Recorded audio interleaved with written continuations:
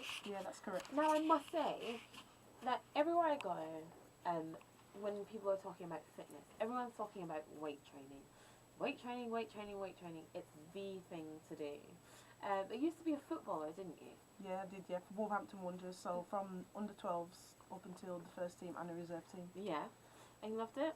Yeah, it was my passion. It still is, even though I've had my injuries and my operations, I still have to get involved when I see people playing football or when I'm doing football coaching. I have to, it's in my blood. So tell me about the injuries that you suffered. It was torn ligaments, which, yeah, so it was quite badly damaged. And when the first time I done it, they just said, rest it. Obviously I was unaware of the damage that I caused, so when I went for an x-ray on my second operation, well, on my scan they said that it was torn ligaments and damaged cartilage, so my bone was rubbing on bone. So I didn't have your much, leg? in my knee, yeah. So I haven't got much cartilage in my knee, so that to take from my hamstring to put it in. But I still get the odd few pains, but I think with me doing the powerlifting and stuff now and the weight training, it's helped me a lot. So yeah, it's strengthened it. So they advised you to quit football altogether? Well, I chose to. It was hard because I didn't want to go back down that route of being out for so long. And I just didn't want to take that chance again, that sudden twist and I need to go again. Yeah. So it was hard. How did you deal with that, being out of something that you love so much? Oh, it was devastating for playing for 7 years. From a young age, it was hard to quit. But yeah, but now I've took up a new sport which I love doing, and I haven't looked back since. So why powerlifting?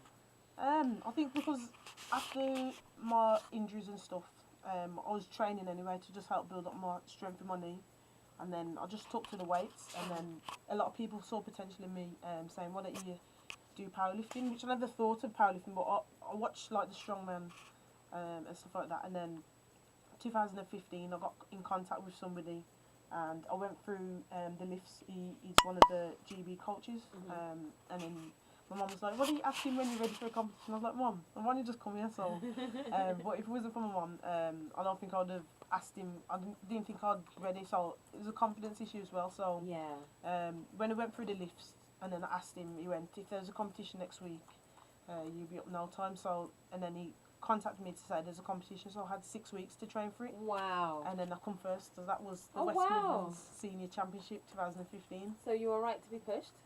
Yeah, definitely. But how did it feel going from, the powerlifting's good and I like it and it's something I'd like to pursue, to competition? That's a whole different ballgame. Yeah, it is, especially, being up on a stage in front of, so many people, but the sport that you get in powerlifting, it's phenomenal.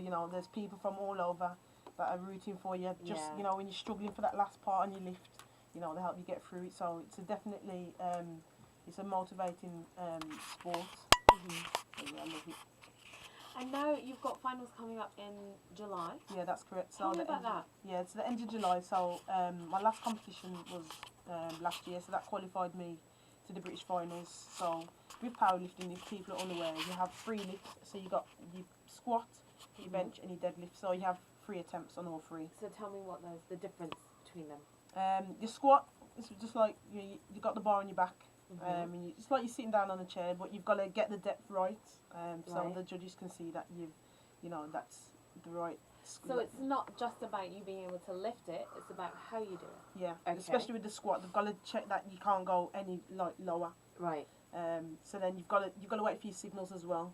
So if you don't get your signals right, then they're not going to give you your lift. Right. Okay. And then your bench is lying on your on the bench. Feet have got to be on the floor at all times. Head's got to be on the bench, and you're just pushing up like to the ceiling. Oh, okay, so you're lying back on the bench. Yeah. Right. So you've got to make sure you touching your chest, and then once that you've got to lift on their account, and then the deadlift, the bar, you're just pulling it up.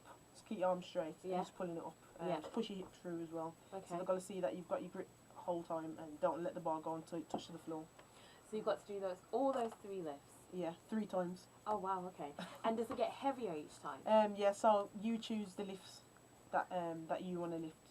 So yeah, or some people have coaches, so then the coaches will just say, well, they won't tell you, they'll just hand you lifts in, and then that way you don't have to worry about what you're lifting and stuff. So yeah. So what's the heaviest that you can lift? 200 kilos, Wow. the deadlift. Wow. So that's like lifting up a strongman. Wow. A way to describe it, yeah. So that is my strongest lift out of the three. And a few weeks ago I squatted 160 kilos Okay. for a single, That's and awesome. 82 and a half on my bench. So I'm looking for big numbers this year. So Yeah. I've got 2.5 months to be up there. So I'm ready for it. What are you aiming for? Oh, I'll probably between 210, 215 on the deadlift. Oh, wow. About 165, 170 for a squat, and Wow. about 90, 95 on the bench. We'll see. Things could change, so I could get more. So I just have a rough idea, so then I can work around it, and then I know where I am. So I'm right about now. I'm on the right track. What does it take to get there? Hard work. Yeah. Well, consistency, discipline. Yeah. So and the passion. Mhm. And that's what's kept me going as well. So I use my discipline in my powerlifting and what I do, like with anything that I do on a day to day. And you do motivational speaking Yeah, that's as correct. well. Yeah. So I've gone into schools, youth centres, and anywhere that I can just inspire the youth, because tell them, you know, anything's possible. That you put your mind to it. Just work hard. And young people really need to hear that. Right Definitely. now. We've had a spate of stabbings all across London, all these young lives being wasted, and it's really important that they hear from their peers, Definitely. not just parents and teachers, but from their peers, that this is not the life that you want to be living. Yeah, you know, everyone's got a talent, and it's just putting it to use. You know, I've worked in a prison, so I've seen a lot of people that have, you know, talented and they're just, you know, wasting it. So, you know, if you keep working hard, anything, you know, believe in yourself, and impossible equals I'm possible. So that's my motto. Yeah, absolutely. Yeah. And definitely, obviously, the same age, we can relate. So yeah. And that really helps. Olympic dreams. 2020 Tokyo. Can you see yourself there? I'd love to. So yeah, my next goal now for powerlifting is definitely to represent Team GB. So I've trained with a few powerlifters. So one's out to Belarus. So yeah, I'd like to shout out to the people that have helped me. Team Muscle Masters in Wolverhampton, and my mum, my brother, and the rest of my family, and other people as well. How do you catch the attention of Team GB coaches though? How do you get on their radar in the first place? I think with the British finals will help. So if they see, you know, that you really win it or top three, then, you know, that's when they'll start looking. Because the girl that came second in my category, she's been selected to Belarus in June. Wow. So yeah, if I keep, you know, working hard and, you know, keep putting my videos out there as well, you know, I'm being recognised slowly but surely. So I'll just keep going. It's only a matter of time anyway. Absolutely. So Absolutely. yeah. Brilliant.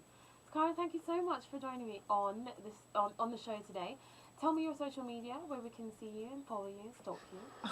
Yeah, so my Instagram is Takara_fitness. That's TAKARA, and that's the same for Twitter, and that's my website as well, takarafitness.co.uk. Okay. So yeah, and Facebook is Takara Powerlifter. Fabulous.